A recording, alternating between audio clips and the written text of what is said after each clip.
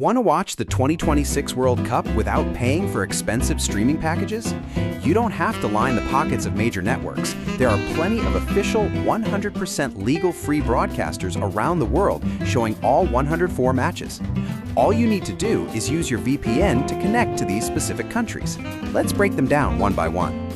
First up, if you connect your VPN to the UK, you can catch the tournament across BBC iPlayer and ITVX. They are splitting the coverage, but between the two platforms, they will broadcast all 104 matches completely in English. Next is Australia. Connect your VPN to an Australian server and head over to SBS On Demand. They have the rights to all 104 matches, and it's entirely in English with great coverage. Your third English language option is Ireland. Just switch your VPN to Ireland and open up the RTE player.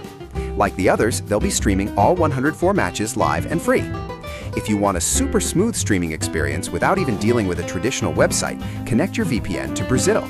You can watch all 104 matches right on YouTube via the official CazéTV channel. The commentary will be in Portuguese, but the stream quality is usually top tier.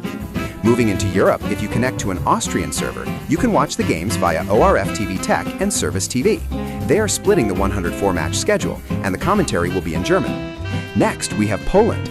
Switch your VPN to a Polish server and log on to TVP Sport. They are locked in to broadcast all 104 matches of the tournament in Polish. And finally, you can connect your VPN to the Netherlands. Head over to NOS or NPO Start, where they will be broadcasting all 104 matches live with Dutch commentary. Quick tip, if any of these sites give you an error or block you, your browser is likely remembering your real location. Just clear your cookies, open a fresh incognito window, reconnect your VPN to the country of your choice, and refresh the page. And that's it. Pick your platform, enjoy the matches for free, and let me know in the comments who you think is taking home the trophy this year.